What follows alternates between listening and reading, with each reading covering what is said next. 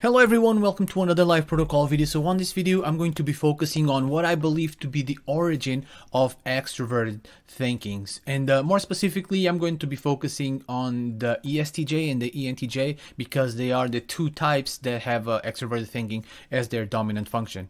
So extroverted thinking kinda has a little bit of a bad reputation in the MBTI community. Some people call it the hammer because sometimes this function can be they can be very blunt and very focused on efficiency and on getting things done. And sometimes they do neglect other people's feelings in favor of getting things done, getting a project or a goal to completion. But to be completely honest, extroverted thinking is a very necessary function in our society because the ENTJs and ESTJs, they are born leaders, they are born managers. We need people that are able to delegate work. We need people that have to build businesses or companies from the ground up, right? And we need leaders. We need people that can take charge and lead others. But what people might not realize is the origins or where did this function come from. And my theory, the answer to that question, the way I see it, it may surprise a lot of people. And with that, I want to say that this is just a theory, something that I've been working on for a while. I don't mean any of the information in the video to be taken as factual because there's really no way that I can prove it empirically, right? That being said, I leave you with the video. Thank you so much for watching, and I hope you love the show.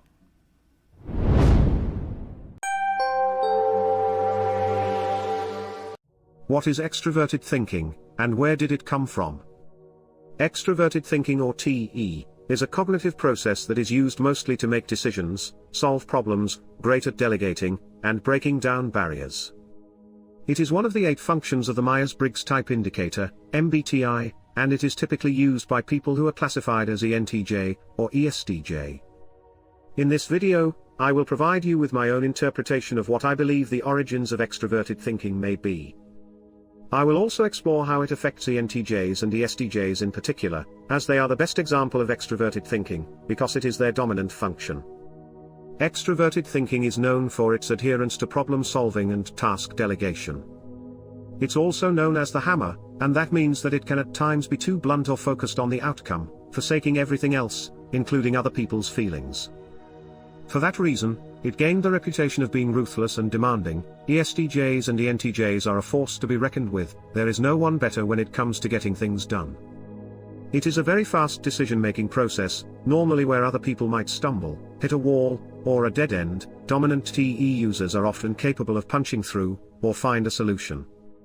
That solution may not be the most accurate or precise, but it will get the problem solved, at least for a while. Normally, TE DOMs are satisfied with an 80% passing mark. As long as the problem is solved, they are happy. They don't care much about the absolute best possible way of doing things, especially ESTJs. ENTJs, on the other hand, have NI, or introverted intuition, as their secondary function, and that leads them to think more long-term than ESTJs. But what is the reason behind their outcome-oriented disposition? What caused them to be so keenly focused on completing projects or fulfilling goals? Where does extroverted thinking come from? It is my belief that extroverted thinking is the product of the trauma of abandonment. People who suffer from this affliction feel like they are not worthy, like they are never good enough. They live their lives trying to fill that void, by embarking on countless undertakings, goals, and projects, all in an everlasting pursuit of validation. It's important to mention that ENTJs or ESTJs don't necessarily have to have felt the trauma of abandonment themselves. According to Carl Jung, the cognitive functions exist in the collective unconscious, and they get passed down to new generations. Famous philosopher Immanuel Kant said that people are born with a priori understanding, which means that people are born with knowledge that is known prior to life experience, or input from our senses. When we combine the theories of these great thinkers, we can assume that people are born with some sort of programming, or in other words, cognitive functions. Now, how the functions get passed down, and what function is attributed to the individual and why, is something I have no answer to. TE dominant types have no idea why they feel the need to compulsively pursue after goals and accomplishments, and I bet if you ask them, they won't be able to give you an explanation as to why they feel such drive. They'll probably say something like, "I've always wanted to," or "This is how I've always felt." Another point that helps to strengthen my theory is the fact that ENTJs and ESTJs both believe they are not good or worthy people, and once again, if you ask them why they feel this way, they won't be able to give you a clear answer. I believe the stigma of abandonment is still present, even if the individuals come from a healthy and functional household. The dangers of extroverted thinking. Extroverted thinking, or TE, is a very neurotic function, and at times can be outright dangerous, for them, and for the people around them.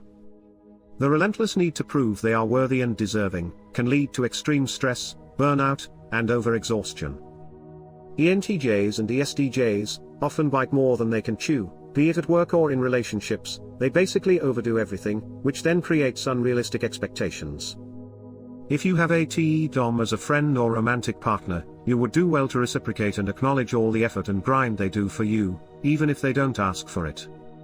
In order to have a good relationship with a TE dominant type, you must be aware that they need to be validated, they need to know you think they are a good person, and that they are appreciated. They may be too proud and reluctant to admit it, but the secret to a good relationship with ENTJs and ESTJs requires the quelling or handling of the trauma of abandonment they feel. Because if you don't, and you wear them down over time, they will flout against you, they will see you as someone who is validating they are indeed not good enough.